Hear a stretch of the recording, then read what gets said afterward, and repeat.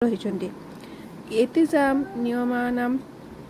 ନିୟମାନାଂ ପରିପାଳନମ୍ ଅନୁଶାସନମିତି କଥ୍ୟତେ। ଏତେସମାନେ ଏମାନଙ୍କର ନିୟମଗୁଡ଼ିକୁ ପରିପାଳନ କରିବା ଅନୁଶାସନ ବୋଲି କଥ୍ୟତେ କୁହାଯାଇଛି। ଏଇମାନଙ୍କର ନିୟମଗୁଡ଼ିକୁ ପରିପାଳନ କରିବା ଅନୁଶାସନ ବୋଲି କୁହାହେଉଛି। ସକଳଃ ସୃଷ୍ଟିଃ ଅନୁଶାସନ ଅନୁସରତି। ସକଳଃ ମାନେ ସମଗ୍ର, ସୃଷ୍ଟି ମାନେ ସୃଷ୍ଟିର, ଅନୁଶାସନ ଅନୁସରତି ମାନେ ଅନୁଶାସନକୁ ଅନୁସରଣ କରୁଛନ୍ତି। ସୂର୍ଯ୍ୟ ଚନ୍ଦ୍ର ତାରକାଃ ଚ ନିୟମିତ ସମये ପ୍ରକୃତିଭୂୟ ଅନୁଶାସନସ୍ୟ ପରିଚୟଂ ପ୍ରଚ୍ଛୟତି। ସୂର୍ଯ୍ୟ ଚନ୍ଦ୍ର ତାରା ମାନେ ନିୟମିତ ସମୟରେ ମାନେ ଠିକ୍ ସମୟରେ ପ୍ରକଟି ମାନେ ପ୍ରକାଶିତ ହୁଅନ୍ତି, ଅନୁଶାସନର ପରିଚୟକୁ ପ୍ରଦାନ କରନ୍ତି।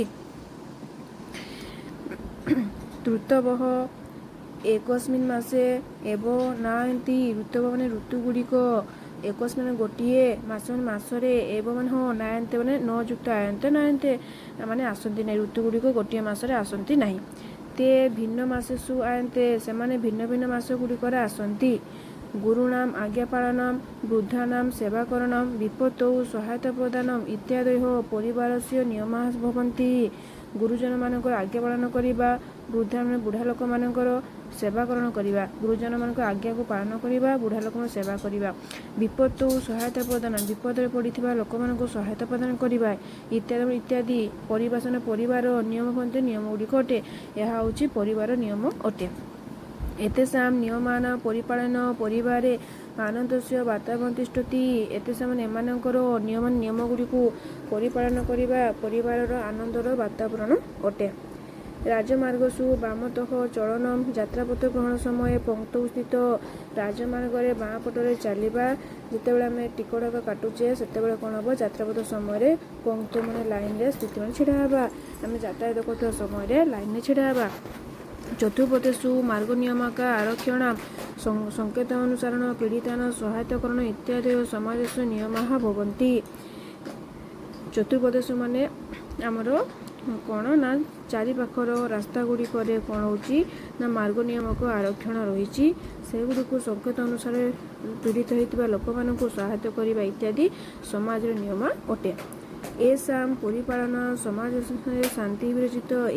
ଏହିସବୁ ପରିପାଳନ କରିବା ଦ୍ୱାରା ସମାଜର ଶାନ୍ତି ବିରାଜିତ ହୋଇଥାଏ।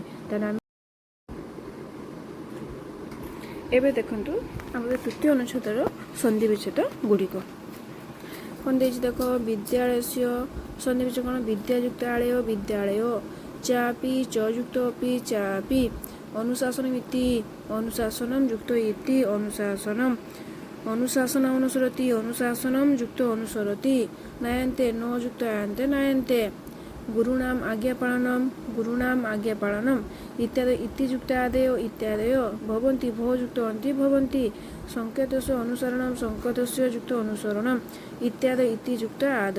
ଆମ ସେଇଟା କଠିନ ଶବ୍ଦ କେତେ ଗୁଡ଼ିଏ ଅଛି ଦେଖନ୍ତୁ। ସମ୍ବିଧାନ ମାନେ ରାଷ୍ଟ୍ରର ସଂଗଠନ ତଥା ପରିଚାଳନା ପଦ୍ଧତି ସଂକ୍ରାନ୍ତ ନିୟମ। ସଂସଦ ମାନେ ସମିତି ଭାରତର କେନ୍ଦ୍ରୀୟ। ବିଧାନସଭା ପାର୍ଲାମେଣ୍ଟ। କେଚ ମାନେ କେତେକ। ଅନୁଶାସନ ମାନେ ଆଜ୍ଞା। ଅନୁସରତି ମାନେ ଅନୁସରଣ କରେ। ତାରକା ମାନେ ତାରା ମାନେ। ପଛନ୍ତି ମାନେ ଦିଅନ୍ତି।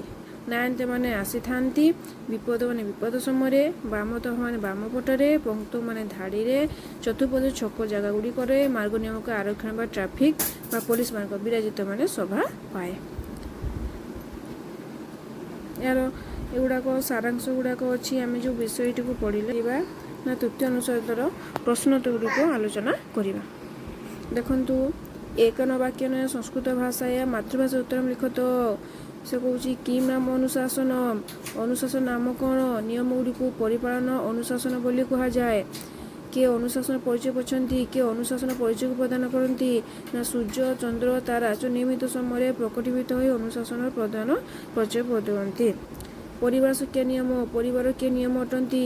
ନା ଗୁରୁମାନଙ୍କର ଆଜ୍ଞା ପାଳନ କରିବା, ବୁଢ଼ାମାନଙ୍କର ସେବା ପାଳନ କରିବା, ବିପଦ ସମୟରେ ସହାୟତା ପ୍ରଦାନ ପ୍ରଭୃତି ପରିବାର ନିୟମ ଅଟେ। ତା 2 ନମ୍ବର ପ୍ରଶ୍ନଟି କ'ଣ ଅଛି ଦେଖନ୍ତୁ ନା ଏକ ନମ୍ବର ସଂସ୍କୃତ ଭାଷା ମାତୃଭାଷା ଉତ୍ତରମ୍ ଲିଖତ ହେଲା।